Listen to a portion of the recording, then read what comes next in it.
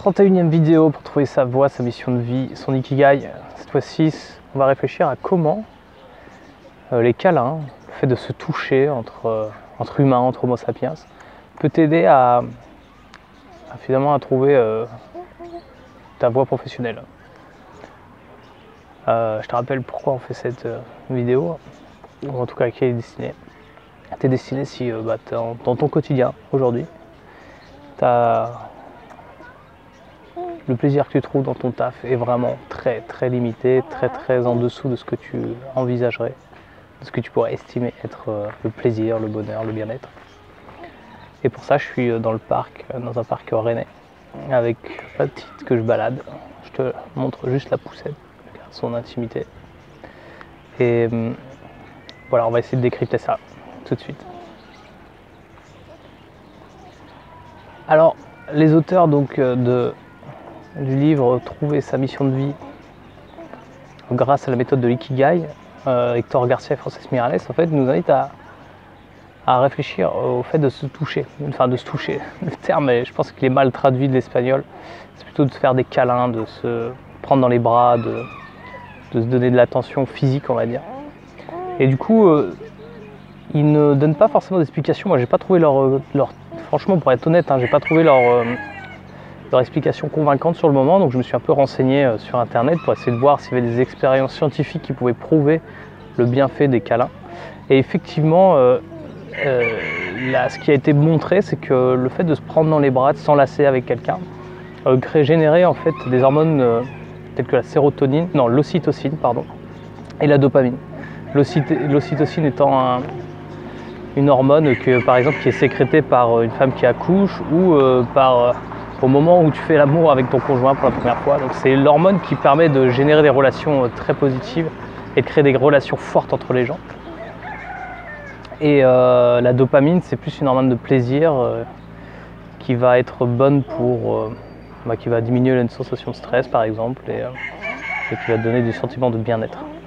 Donc effectivement, faire des câlins sans s'enlacer, c'est une excellente chose pour ressentir du plaisir et du bien-être. Maintenant, comment faire du lien avec ça, comment ça pourrait t'aider toi à trouver ta voie professionnelle que de réussir à faire des câlins. Alors là, moi où je mets du sens là-dedans éventuellement, c'est que ce que j'ai pu constater moi dans ma reconversion, dans le changement de voie, c'est qu'on peut avoir des situations de stress, surtout au niveau financier.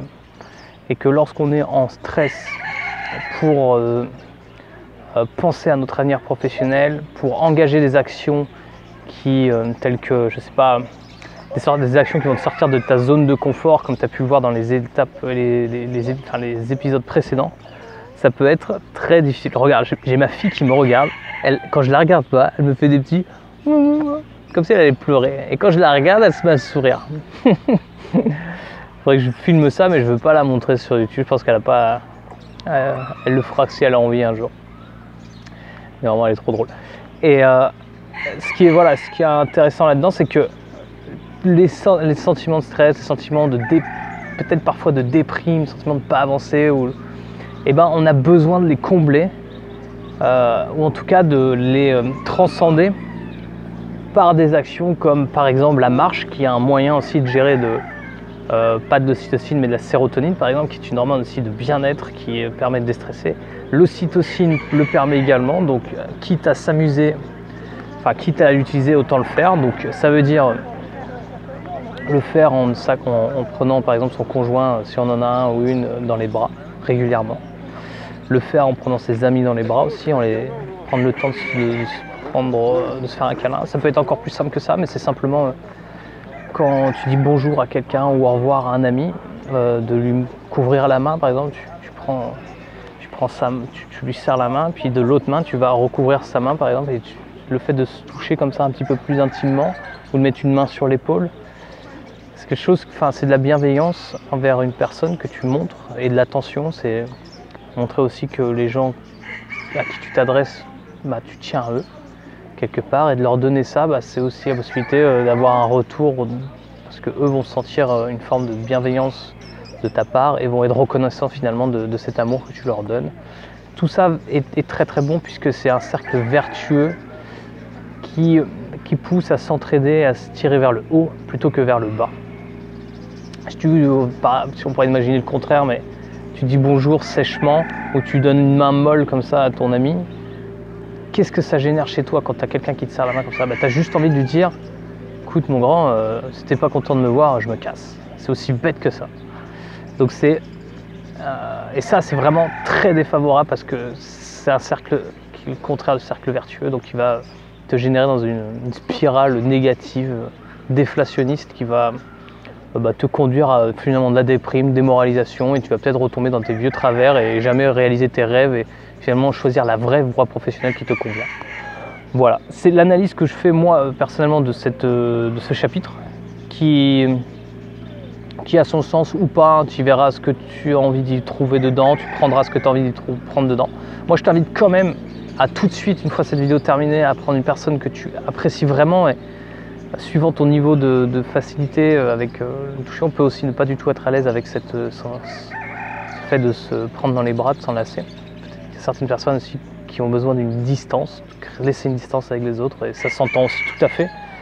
Mais si tu veux au moins essayer de faire un premier pas, que ce soit serrer une main avec plus d'attention, que ce soit mettre une main sur l'épaule au moment de dire bonjour, ou faire un gros câlin à ta chérie, fais-le vraiment avec une vraie intention, en pensant à ce qu'elle t'apporte et pourquoi tu l'apprécies cette personne. Fais ce geste-là, juste ça comme action à la fin de cette vidéo. Et je t'invite vraiment à me faire un retour si tu veux, de me dire ce que tu as ressenti, ce qui s'est passé pour toi, ouais. Et si c'est quelque chose que tu as envie de reproduire et que tu conseillerais. Voilà, je te dis demain pour la 32e vidéo. Il en restera donc 32, 33, 34, 35, plus que 4 vidéos pour trouver notre Ikigai. En tout cas, on avance bien. Je te remercie de suivre et je te dis à ciao.